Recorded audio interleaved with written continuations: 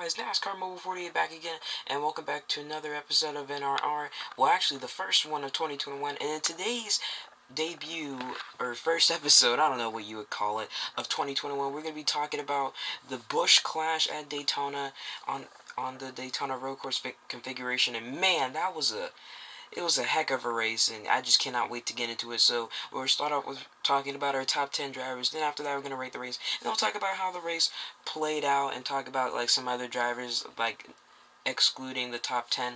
But yeah, let us go ahead and get this party started. Finishing in first was Kyle Busch. Now, just like Kyle Busch, I did not know how it was going to play out, you know, with those two drivers in the front, like Chase Elliott and Ryan Blaney. I thought Kyle Busch wasn't going to win this race. I thought Chase Elliott had it, but when I saw Elliott was still technically spinning out Blaney, I saw Kyle Busch go like, oh no, Busch is going to steal it. I was thinking, oh man, this is like the 2018 Charlotte ROVAL all over again. Because it was definitely a tough battle between those two. Like, they were really good. Like, Elliott was fast, but really, I don't know if he was the class of the field. Because it was hard to tell. Because he was at the back most of the race, or mid-pack and stuff. And, you know, he made aggressive moves, and he was doing a good job all night getting himself back to the front each time. And really, those two, just going back to Blaney and Elliott, you know, it could have been a three-way battle if Martix Jr. wasn't out, but, you know, it's just interesting how that plays out sometimes and what dynamic it'll push you into victory lane. I mean, I bet Kyle Busch feels like the 2018 Ryan Blaney, just getting in there luckily. But yeah, this is Kyle Busch's, I believe, his second Busch Clash win.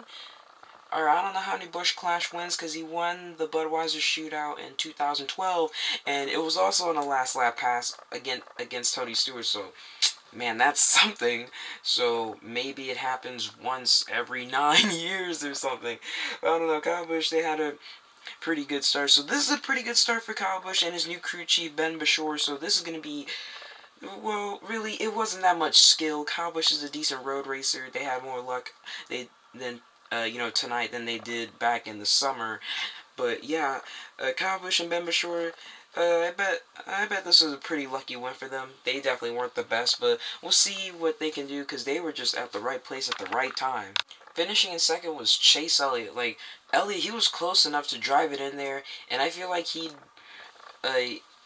Elliott would have been mad at himself for not at least trying, because I think that's what he said in his interview. So, Elliott, he best be glad that he tried, because he could have won the race. But obviously, like, we all know he didn't mean to wreck anybody, especially Ryan Blaney.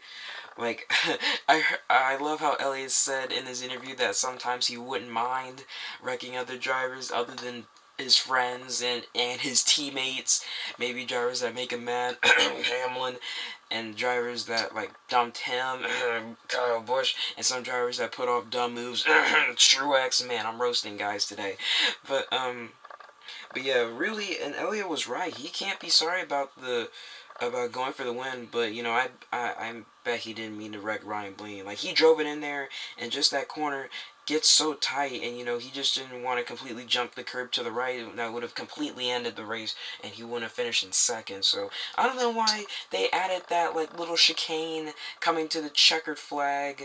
I don't know why they did that. I think they just should have just like ran it based off of the Rolex 24, and this camera is getting on my nerves. There we go, all better.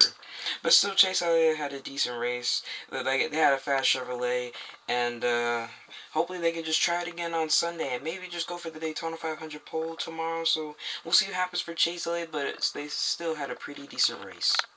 Finishing in third was Joey Logano. Logano had a lot of perseverance today, because he was the first driver that we noticed on the track that had an issue with the front of his car, and he had to come down pit road a bit early, and he fought through that, and he came back and he finished third. So that was great perseverance from Joey Logano. Like you know, it's a small field, so you can always come back, because it was only like 21 drivers, well, technically 19, because Cole Custer was a few laps down because his car caught on fire. Martix Jr. wrecked from the lead, but yeah,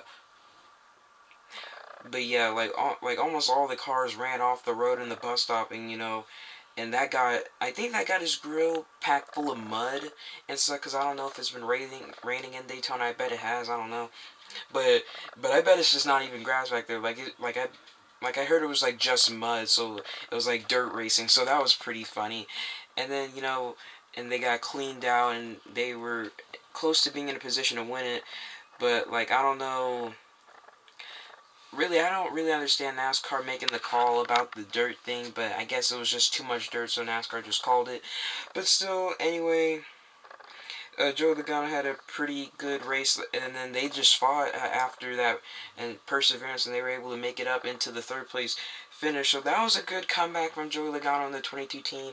Maybe we could see that in the Daytona Road Course after the week after the Daytona 500. Maybe we could, maybe we won't, but we'll see. Time will tell. But yeah, a pretty up and down day for Joey Logano. Finishing in fourth was Tyler Reddick. Now, tonight for drivers, it was all about shaking the rust off. Reddick definitely had to shake the rust off, even though this is his second full year in the Cup Series.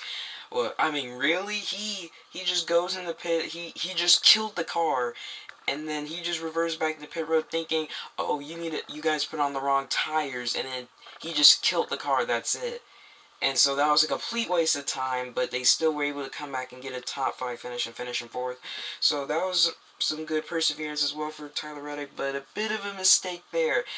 Last year we all know that he was running off the pace on the final lap, thinking that the race was over. Like dog, it's the last lap, and now this time he just kills the car. And oh man, that was funny. Reddick can make some pretty big mistakes. Doesn't happen often, but when they do happen, it's pretty big. But yeah, they had a fast car tonight, and I bet they learned a lot about what he needs. Like, I bet it was great to lead laps and be up front, but there's definitely still work to be done for them. Like, pit road was one of the most challenging parts for the Cup Series last year, since there's no practice and qualifying. You have to run down pit road before the green flag and stuff. He's still working hard to be better at it, and they were also.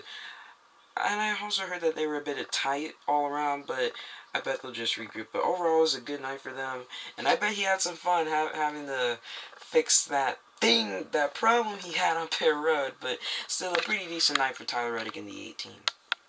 Finishing in fifth is William Byrne. Man, are we going through the list of drivers who made great comebacks? I mean, seriously. That was a mistake. William Byrne, he finished in fifth today, and didn't he not have a tire in with less than 15 laps to go, and then he got his tire back on, and he finished fifth? I mean, that was a good comeback. It was a mini comeback. So yeah, that was pretty good for William Byrne.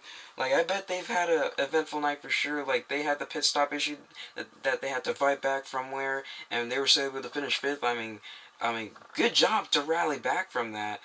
I bet Rudy Fugle and this team, I bet they're going to have a bright future, because that was a good comeback, I have to say. Well, he had to give the excuse that there was only 19 cars left in the race, or 18, since William Byrne was going against them. So, I don't know how much you can compare to that with the different fields. He'll probably, if that happened at, the Daytona Road Course, he probably would have finished, maybe top 30, top 20, I don't know. But, they started off the race surprisingly kind of off, and they were able to work on it and make it better, and just to finish fifth. I mean, really, William Byrne is an underrated road course racer, because he won the pole at Sonoma, and I think he won the pole at Watkins Glen back in 2019, and he was running pretty decent. I don't know what happened at Sonoma, but Watkins Glen, he ran to the back of Kyle Busch because he was pretty frustrated with him. But still, he's a pretty underrated road course driver, so watch out for William Byrne. I wouldn't be surprised if he won some of these races, because really, if there's any teammate of Chase Elliott that could actually give him a run for his money on road courses, it is William Byrne. Don't count him out. He's a pretty decent road racer. Alex Bowman and Kyle Larson, not so much. I don't know their average finishes on road courses, but they're not as good as Elliott and Byrne. But yeah, Byrne still had a pretty decent night. So a pretty decent night and a good mini comeback night for William Byrne in the 2014. Also, guys, before we continue on, I just want to say thank you guys for my last video. with the NASCAR season predictions. We got 64 views, and to you guys that might not seem a lot, but that's huge for me. So I want to thank you guys for that, because that was the most views I've got on my videos since I said rest in peace to Race V Mobile, which that one got like 78, 72 views or something. So I just want to thank you guys for that, because that video was back in 2019. So thank you guys so much. This was probably the biggest video since then. So yeah, thank you guys so much, and just keep it up, because I want this channel to grow a little bit more. Not too much, because I don't want to be all YouTube famous, but I just want to get enough subscribers. But yeah, thank you guys so much for the support. Now, back to the video. Finishing in 6th was Denny Hamlin. Denny Hamlin had a really great race. I think he led the most laps out of the drivers. He had a really good race at the beginning, but then towards the end, it showed that the other drivers showed that Hamlin wasn't really the best or the fastest. Truex was the fastest, but then he wrecked. Blaney was one of the fastest, and then you all know what happened on the last lap. Chase Elliott was good. Kyle Busch was good. Got all these other drivers that are pretty better than Denny Hamlin, but Denny Hamlin, he did have to make a comeback from taking a pit stop, so you have to give him that. But still, Hamlin had a pretty decent race, so he could take this momentum to the Daytona Road Course, because he finished second at the Daytona Road Course last season to Chase Elliott. So we'll see what Hamlin can do better in a couple weeks. So we'll see what he can do. But right now, he's got a third Daytona 500 in a row to defend, another Daytona 500 title to defend. Not a championship title, but still something for Denny Hamlin. But yeah, Denny Hamlin had a pretty solid night. Sucks that he didn't win though, because he was one of the dominant cars. But yeah, pretty decent night for Denny Hamlin though. Finishing in 7th was Jimmy John. No, it's Alex Bowman. Oh God, I don't want to tear up. I really do miss Jimmy. The first Busch Clash without Jimmy since 2001. Alright, I'm trying not to get emotional. Alright, give me a second. Cut it.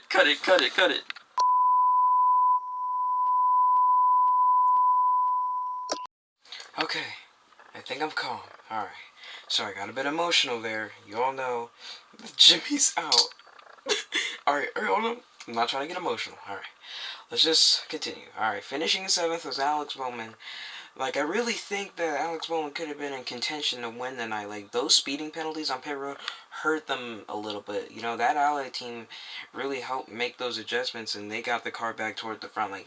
Even after those penalties, they were still in contention to be up front. I bet they learned a lot that they can bring, what they can bring back for, next weekend on the road course. But now, I bet it's just time for them to get focus on qualifying. And then I also hate how Reddick was just being a bit too aggressive, got to the back of Chris Buescher. Chris Buescher just spun out, hit Alex Bowman. Nothing Alex Bowman could do there, just a victim of another driver's dumb incident or something. No, I don't hate Tyler Reddick, but I don't hate him. I don't like him and stuff.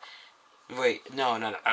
I do like Tyler Reddick. It's just that what he did was a bit over-aggressive and not really the smartest thing to do. In fact, you're not even in the lead, so I don't think that was actually necessary. It's not even the last lap, so just chill out. You're gonna get some drivers on your most hate list or something, but still let it slide because the Busch Clash. But still, Alex Bowman had a pretty decent night. Even though that they had that damage, they were still able to get a top 10 finish, so I'm okay with that.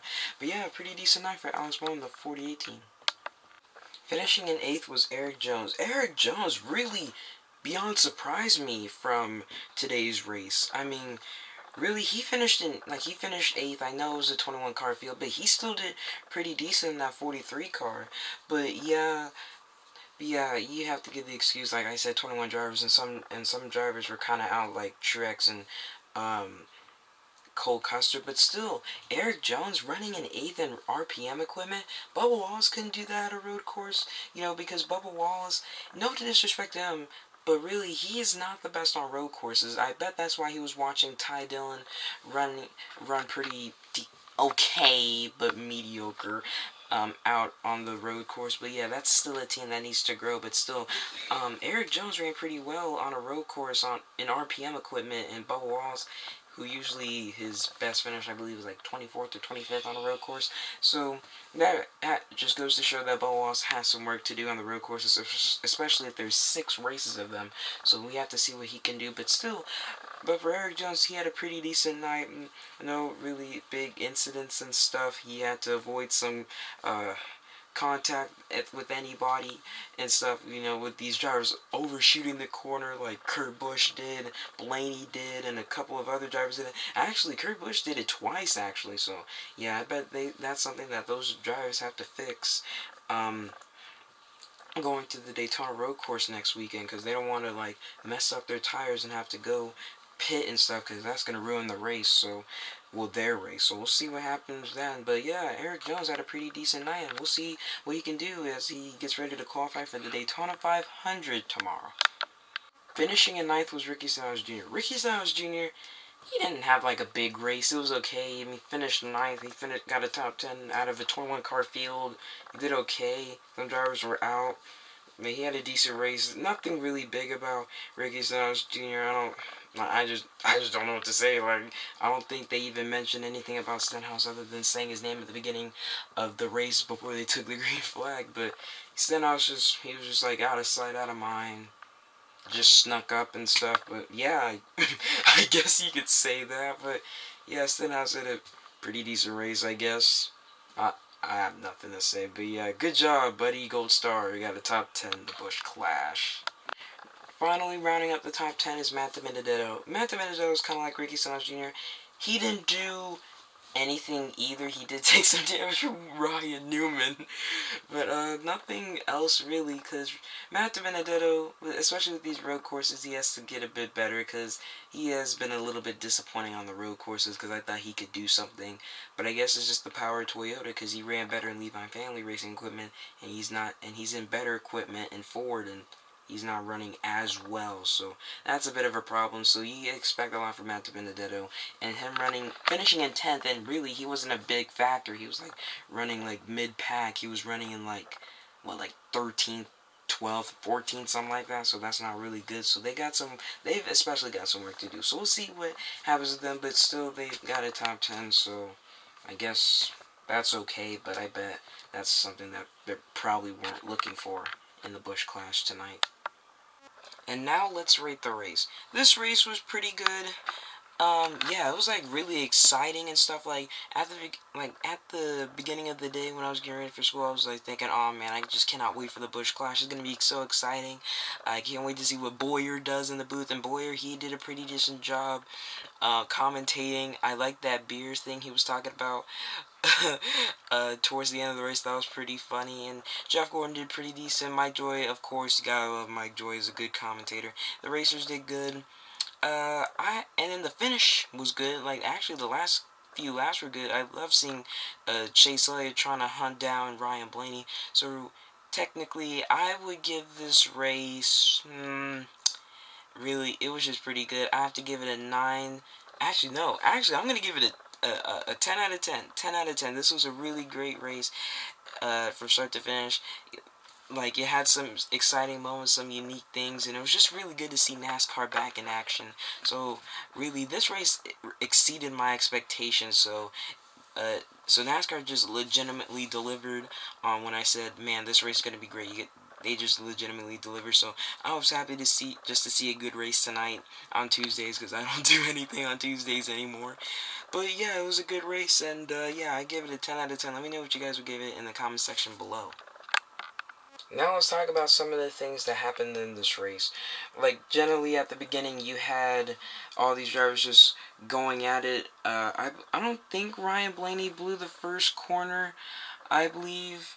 But yeah, he blew the corner about twice, and then same thing happened to Kurt Busch. So it was pretty exciting. I love seeing the restarts. So I was just thinking, man, is someone going to blow the corner? What's going to happen? Are they all going to crash?